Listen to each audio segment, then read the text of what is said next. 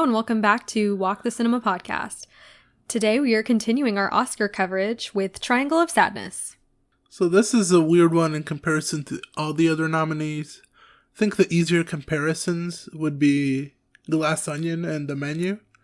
Yeah, that came out this same year that this did. So it's a big kind of talking point, I guess, right now, which it gives off the eat the rich kind of vibe and like making fun of rich people and the silly things that they do. Right.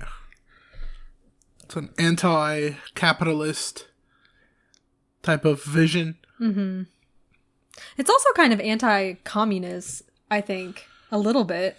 No, the movie makes fun of all the ideologies. Yeah. Doesn't really offer a solution. Yeah, it just kind of shows you the bad sides of, I think, a couple different things. But, like, I don't know. This one was a little weird. It did feel a little empty. But the overall message was, at least the concept was interesting. We start off the movie with our main character, Carl. And he's a model, a male model. Mm-hmm. Which I've seen praise for this in the modeling industry about how realistic it is. About how they're just treated like meat and like lined up and analyzed and just how they feel. Doesn't like, really matter. Yeah. Yeah, there's like nothing besides just looks that they care about. And even then, it's like you could be whatever and still get rejected, which Carl is. And we see the consequences of that on his ego, maybe his self-esteem, whatever it is. He doesn't feel good about it after. Yeah, and we meet our secondary main character, Yaya, and they're in a relationship, and I think the movie makes it immediately clear that these characters are not really, like, well-liked. Mm-hmm. Like, we're not supposed to like them all that much, because they are a little bit kind of bratty. They both kind of have, like, a breakdown at the restaurant that they're eating at, and then that kind of continues in their Uber and then in their hotel room. Yeah. Which I'll disagree with you. Well, not disagree with you, but I think a lot of people would, that Carl is unlikable. I think a lot of people would focus that Yaya is unlikable and Carl is the victim of it. Because she uses him. She says eventually that she's dating him for Instagram likes. And for how it makes her, like, look online. But I feel like Carl is kind of, like, toxic in his own way, because he shouldn't have done anything like that in public. He should have waited. Yeah, but he's also really aggressive during the argument too, and like when they're arguing about money primarily, even though Carl keeps saying it's not about money. He seems like the type that like wants to complain about stuff, and when someone is just kind of like, I'll handle it, it's fine, it's whatever, then he wants to complain. That's my thing, as I think that he wants to complain just so he can say that he's a victim, you know? Mm. And the part where Yaya gives him $50 to kind of pay him back, he, like, shoves it down the elevator shaft. Like, that's so frustrating. Mm. Like, as a person that, like, I would never just throw away $50. No. Like, that's just... I wouldn't throw away $1. Like, money's money, and it's valuable to a lot of people, right? Even if you don't want the $1, you could give it to someone that needs the $1. Yeah. So I would never throw away money. Yeah, so I think that it shows that he's unlikable, but then she's unlikable too, where she's just kind of like, I'm only going to, like, this is a mutually beneficial relationship to be in because I get more likes when we're together. And it gives off the status of something better. I think they're both a representation of the selfish, chronically... online. Well, they're not chronically online in the sense of, like, Reddit and 4chan and that type of stuff. They're just always on Instagram. She's always, like, looking for photo opportunities. Yeah, she won't eat pasta. Right. You know, she'll take a picture as if she's eating it. Yeah, and then like, it's a fake life. It's all for... the gram. Yeah. And it's vapid and empty. Yeah. And so that kind of brings us to the point where they get onto the yacht, and it's like a multi-million-dollar yacht for people that have a lot of money. Right, which she gets on because she is an influencer, and that's kind of her apology gift to Carl. Mm-hmm. Where she's like, oh, let's forget about that and let's go on this yacht and have fun and get more Instagram likes. Yeah, and they get on it for free, so they're kind of different from all the other people, even though they kind of are the same.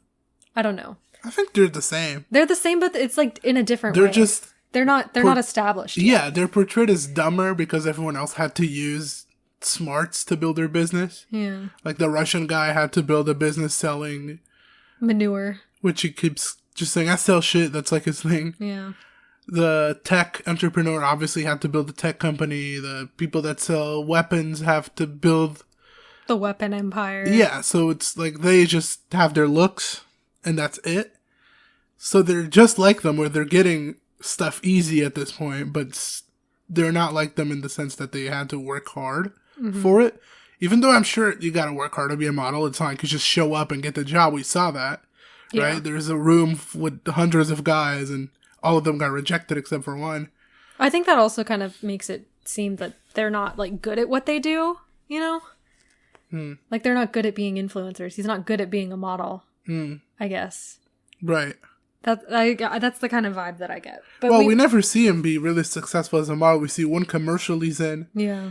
Which the product that he's in for is a cologne that shows up later in the movie. Yeah. That's kind of a comedic element. But this yacht scene, they're on it for a pretty good length of the movie. It's most of the movie, I would say. Yeah. We get introduced to a ton of characters. There's, the wealthy people, and then there's the crew that has to do everything that the wealthy people say. And that kind of causes a lot of issues. So, for example, Vera, which is the Russian guy's wife, basically orders every crew member to go for a swim, and right. For one ridiculous reason or another, it gets done. Right, 'cause at the beginning we see Paula, which is she's like the leader of the staff, the manager maybe, I don't know what exact position she's in, but she says let's do everything the guests ask us, and then maybe at the end we get a really nice tip. Yeah. So that's kind of the mentality. They have to entertain these dumb rich people. Which it is dumb to say all the staff has to go for a swim. Yeah.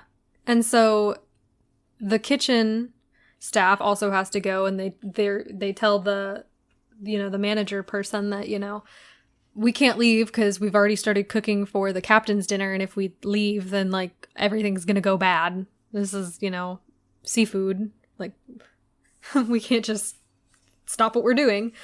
But then we get to the captain's dinner, and that kind of is where things take a turn for a very bad nightmarish situation. Horror-like movie. And it really does get a sense of this is absolute misery. Like, miserable. I think the scene where everyone gets food poisoning and seasick, and like the boat starts spewing sewer back out of the toilet in the sinks, and they can't escape because it's nighttime, it's a huge storm. That's one of the most effective horror scenes in modern movies. Yeah, because it really does just paint an absolute like cesspool. I'd rather be in an island with no way out after being attacked by pirates than being on that boat puking and pooping while it's rocking back and forth. That's like literally my worst nightmare. I'd rather be in a saw trap than in that boat at that moment. It's pretty bad. And then you have the captain and our Russian man.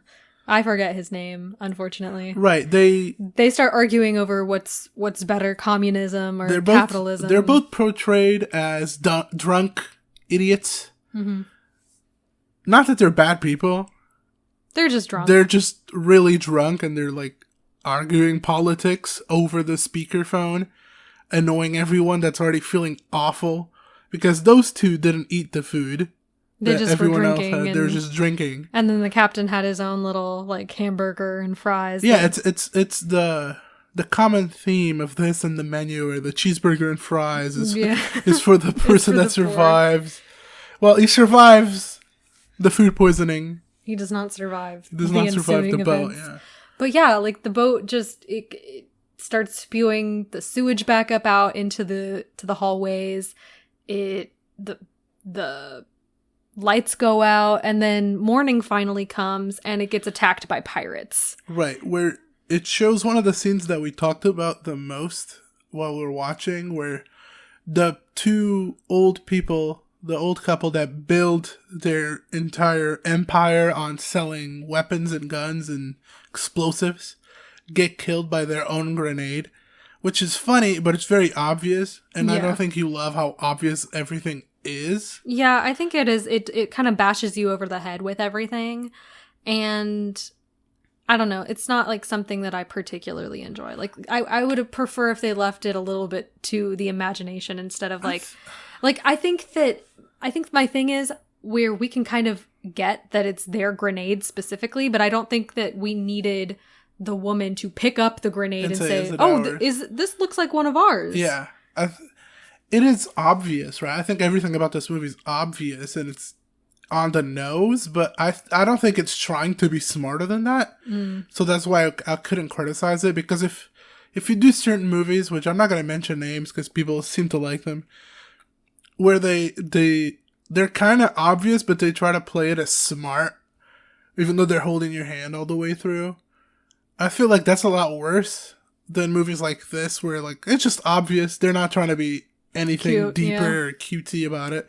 Just here it is. It's funny, even if it's crass, right? Like one of the posters for this is, which is not the one I'm using. It's one of the ladies just straight up puking. Yeah. At the dinner, and that's kind of the humor that they're showing in the poster. So you can't really expect anything too incredibly detailed in the movie. Yeah. Even though the movie could, I'm not saying because of the poster they couldn't do it, but it doesn't do it. Mm-hmm. I think the commentary is very obvious, and the commentary becomes even more obvious when we get a main focus on the Abigail character. Yeah. Which to this point, we know Abigail as the cleaning lady that went into the room and she got rejected by the people. She kind of got thrown out and told, don't come back or come back later or leave. And then she got told she has to go for a swim as well. So it's a very minor character for the first hour and a half, hour 45. And then it becomes the main powerful character of this. Yeah. So at this point, once the pirates, overtake, several of our characters survive and wash up onto an island. So we have Paula, who is the manager of the ship, essentially. We have our Russian man. We have the tech guy, Yermo. Is that what his name was? Yeah. Yarmo, something like that. And then we have Yaya and Carl. And then we have Nelson, who was a worker in the engineering room. Mm-hmm. And, I don't really know what to say much about that character. I think that character kind of defeats the purpose of the juxtaposition of all the rich people depending on the worker, the common class, because he's also common class. He's a worker for the boat.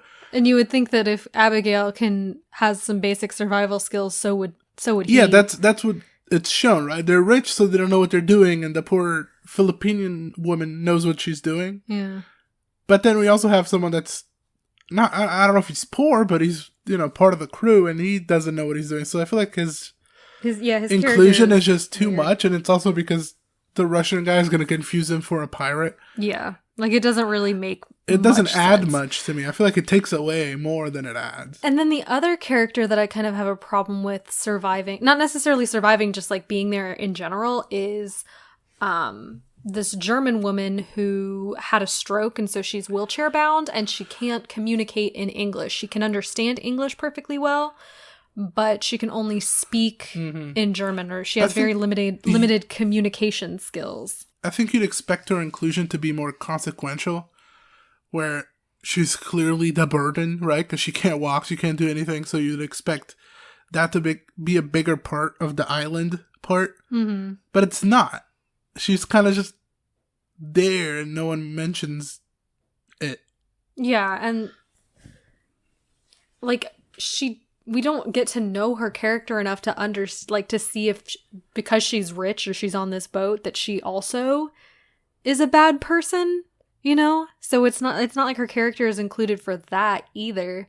I really just don't understand, like, other than the fact that when they're on the island, a street vendor happens upon her and she can't communicate what happened, but, you know, that doesn't seem like it would be much of a impact, right? You could do that with something else, or you could just not include it. The street vendor is not even her fault. She's in a lifeboat. Yeah.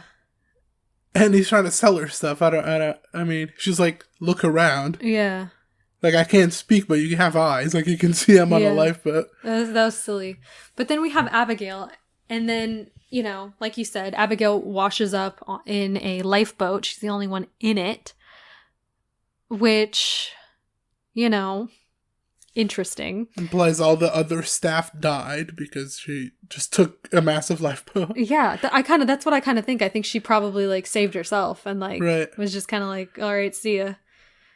Not that, you know, you're being overtaken by pirates, like, yeah. Other people could have survived and just ended in a different place. We don't hear from it. We don't even know anything about it. But so... I mean, the only person we know dies is the Russian wife. Yeah, Vera. Because we see her dead body, and then we see her husband take away her jewelry so he can trade it for food. Or, you know, just keep it. Yeah. But she shows up, and she kind of overtakes the little colony that they have. And I think that it kind of is where we have, like, the capitalist people on the boat, right? We're now kind of in a communistic state. Right, and she's on the island, leader. and she's the leader. So you see, like, the implications of that, where she kind of controls the resources, even when they start to become more self-proficient. You know what I mean? Right. Like, as we spend more time on the island, one of the tech guy ends up killing a donkey for them to eat. And that scene's pretty awful. I really hated the donkey brutal, dying sounds. It was so sad, but... He kills the donkey, and he has provided food and stuff for the colony. Because at the beginning, she's the only one that can provide food because she's the only one that can fish, and she's the only one that could build a fire. So they all depend on her, which of course it's going to get outgrown. That's the communist comparison, right? Because communism always gets outgrown because the leader gets selfish, what she did. She starts using her power for more than food. Yeah, like sexual favors. Like she gets Carl to do sexual acts upon her for pretzels. Like, right. Like just pretzels. Literally just for pretzels and shelter because she sleeps in the... She gets everything she wants because no one else can say no because she could stop fishing and building fires. But that's the flipping of the pyramid also, where it shows you more than just, oh, this is a communist comparison. It's also the rich are useless in this situation because they have no skills. Yeah. And Abigail, the person on the boat that was making the least money, which is what it's hinted at. Yeah. She's the most useful person. Now she's the most powerful person. She says it pretty obviously, right? Yeah. In the boat, cleaning lady. In here, captain. Yeah. But I think that just overall, all of the characters fall a little flat after this point. Like, they always fall kind of flat. I think only the part one, where it's Carl and Yaya. Part one is Carl and Yaya. And I think that's the only part you get some development. When Yaya is, like, just admitting to the stuff, and Carl is kind of a wimp. Yeah. And even then, it's not like it's super deep. Like, super great development. The only character I like from the go is the tech guy that's saying how great the girls are and they need to take care of them, and then he kills the donkey. So he feels like he's the nicest guy of all of them. Yeah. Woody Harrelson's character is incredibly flat and just feels like another Woody Harrelson character. Abigail is the one that gets the turn, like the face turn, the 180, where she goes from bottom to top and kind of goes to her head. Yeah. But even then. Yeah. But so we get to, like, the end of the movie where, you know, Yaya is like, I want to go to the other side of the island, see if I can find anything. And Abigail goes with her. And they end up finding out that there is a resort on that part of the island. And so at this point, Abigail's kind of like, I don't want to I don't want to like lose my power. Like once we go back, I'm going to go back to being a cleaning lady. Right. She's going to go back to the bottom of society. She's going to go clean rich people's throw up again, which of course she wouldn't want. And she also wouldn't want to lose all the power that she has, where she can buy the man that she wants. Mm-hmm. And she controls the food, so everyone's scared of her. So she kind of like goes for the kill Mm-hmm. in a really creepy, pretty effective way where you see all the evil come out of her. Yeah, she's going, like, she plans on killing Yaya, but then she hesitates when Yaya is like, I want to help you when we get out of here. Maybe you can be my assistant, which I think there's two parts about this, where you can either take it as something being very sweet and, you know, genuinely wanting to help. Yeah, from her. Yaya's perspective, it's definitely that. Yeah, she's trying to be genuine, even though for all things considered, she should probably dislike Abigail to some degree, Right. because she's taken her boyfriend and, you know, is keeping resources and stuff, but she doesn't like hold that grudge, I guess. I think that she sees they're not very different. Yeah. Because in regular life, Yaya was the one using Carl, and now Abigail's the one using Carl. Yeah, they're not very different from each other, but I think it also could be like seen as still kind of missing the point, I guess, Mm-hmm. where it's like, we're on equal footing here. I'm actually better than you here, and you want me to work for you out there. Yeah, you want me to go back to society and be under you Yeah. again, which after having a taste of power is even harder. Yeah. So it is definitely like, you know, we don't know. And it ends right there. We don't know whether she lives or dies. I mean, it ends with Carl running, but yeah, pretty much we don't know if she lives or dies. We don't know anything that happens. And I think the movie's 2.5 hours long, and it doesn't feel long, right? Mm. But it could have done more. Would it? I know, I get that it's an open ending and it's for your interpretation, but it's kind of not. It doesn't demand that from me. Yeah. Because as soon as it happens, I just move on. I'm like, okay, it ended. Because it doesn't do enough for me where I'm thinking about the movie after it ends. Just honestly, I like the movie, but I don't think it's deep or extremely polished. So I kind of just don't care to figure out what happens after the scene cuts. Yeah.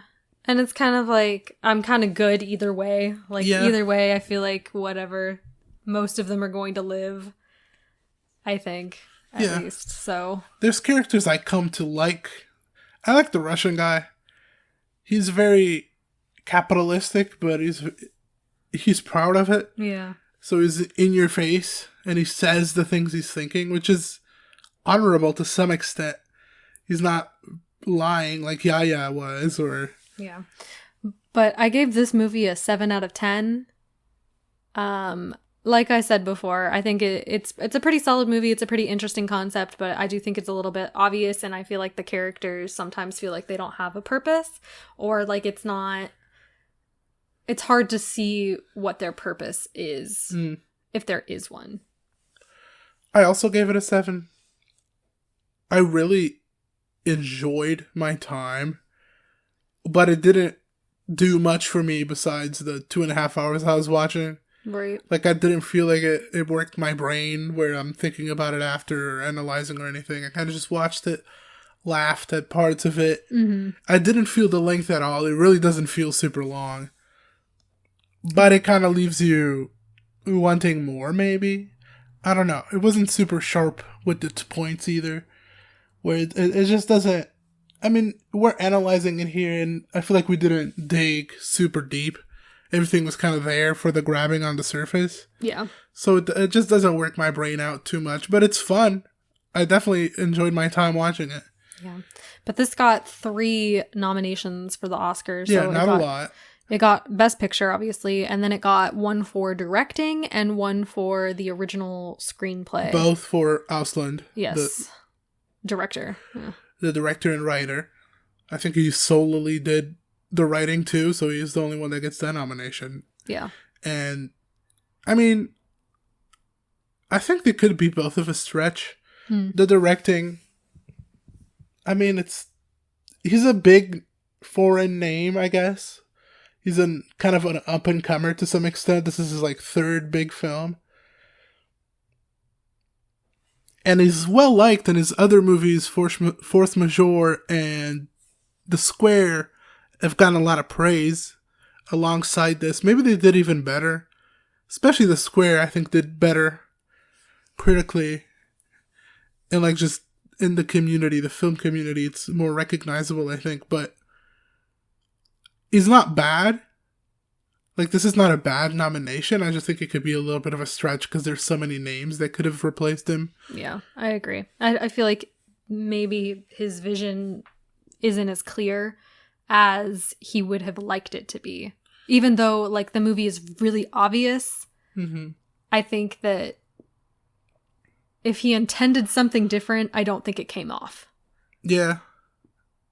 That could be it, that it could be that maybe he meant for it to be a little deeper than what it is and just, I don't know. The movie's very polished looking, like a shot on iPhone type look, which I like because it fits the what these people portray. Yeah. But at the same time, besides that, I feel like a lot of the characters just fall flat and the audio doesn't help it. It's a little muted, I think. But with the screenplay, it makes sense he would get the screenplay. Especially if it's going to get Best Picture, it needs to get the screenplay at the very least. So, yeah, we'll see. We'll see what happens. We'll have our predictions next week, so on Monday. So we'll definitely be looking out for that. But don't forget to subscribe, leave us a comment if you want, turn on notifications, all that jazz, and we will see you next time.